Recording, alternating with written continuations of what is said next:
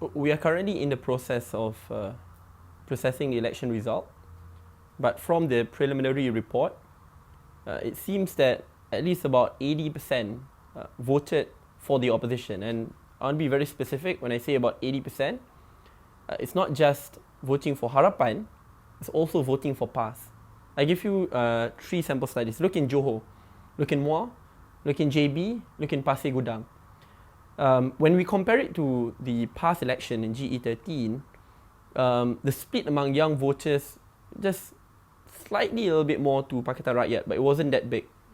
But in this election in JB, I think last I checked, only in 3 salurans did UMNO won the youth votes. The rest were overwhelmingly for Pakatan Harapan. In Muar, I think I won almost all except for one. All the saluran anak muda, 456 or 3456, sorry, 3, 4, 5, 6, went to Harapan. And not at a small majority, at a very big majority. It's like 30 voted for PAS, 100 voted for UMNO, 300, 200 voted for Harapan.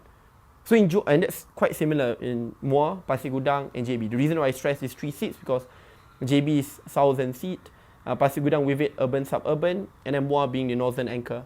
And you can see that very huge youth shift towards Harapan. However, it's slightly different in the Pantai Timur states, in Kelantan and Terengganu, in which the youth votes went to PAS. So over there, it's a slightly different scenario. If you look at the PAS held seats, you look at saluran anak muda, the youth salurans, it went to PAS. Similarly, in seats in which PAS won, in Pendang, for example, the youth votes went to PAS. So we can't generalize how many votes went to Harapan, but we should look at it based on blocks. But in total, I'm very sure that Harapan captured the vast majority of youth votes. Even if we are to take into account what happened in Pantai Timur, if we average it nationally, I think Harapan took a huge piece of the youth votes, which then propelled us into Putrajaya.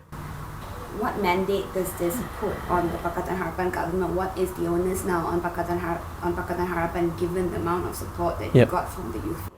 The fact that we won based on the youth votes puts a greater responsibility on us to represent young people, to represent the future. The unique thing about young people, the youth votes, is that they're not loyal to any particular political party. They can swing at any point in time. Some might see that as a scary event. I see that as something beautiful. It's a beautiful part of democracy. Loyalty, blind loyalty to me leads to worse outcome for any democracy. But the young people will be scrutinizing every action which we commit, the promises which we have made, the commitments which we have put on paper, the leaders in which we pick. Even in terms of party affairs, they are scrutinizing as each day passes by. I remember at one point in time, people claimed that the young people were apathetic. They quoted the Merdeka Center report. The thing is, they're very quiet at first. They're very noisy on social media. But when it comes to the ballot box, they will vote, and they will vote based on their conscience, on who they think is better. So for the Harapan government, first we must be conscious of this.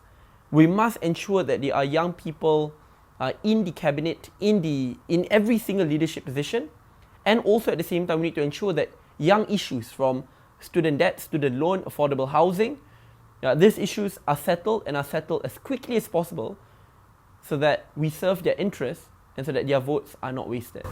Now, okay, that being said, given we know the percentage of the electorate that made up, the percentage, your estimation of how many voted in the cabinet, that hasn't really been reflected so far. There's no one that I'm aware of who's below 40. Yep. And will that be changing?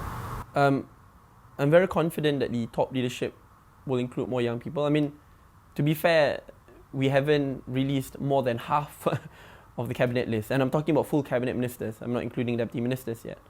Last I checked the Prime Minister, I think we've only named 12. And there will be 13 more. And that's a minimum of 13. Maybe not including Sabah and Sarawak yet. So I'm pretty sure there will be young members. And knowing how Chun Mahathir really emphasizes the need to have youth representation, even during his days in UMNO. If you look, the position of chief ministers often are given to Pemuda UMNO or young UMNO members. You look at people like Tan Sri Rahim Tan Bicik, you look at people like Tan Sri Rais Yatim, and many others, even Datuk Sri Najib Razak. So I believe the youth at heart, which Tun Mahathir has. I think will continue. And I believe even the top leadership, people like Datuk Sri Anwar Ibrahim, Datuk Sri Aziza, care a lot about the youth and will ensure that their representation is reflected in the cabinet. As you said that you've seen that the UMNO youth wings were given positions and so on. So you as the Bersatu Youth Chief, are you expecting to have a position in cabinet? One thing which I've learned when I got into politics is to not to expect, and not to expect too much. Because when you don't get it, then you tend to be disappointed and then you lose the very reason why you joined politics. I joined politics. I never imagined to get this far. I mean, I thought it will take at least another 5 to 10 years. And the aim is just to institute widespread reforms to ensure that Malaysia will be in self-driving mode no matter who forms the government. And I believe that can be done whether I'm in cabinet or outside the cabinet. At the same time, we need a very strong backbenchers club, very strong team who's outside the cabinet to hold the cabinet to account, especially when we look at the political reality today, where we do not have a solid opposition.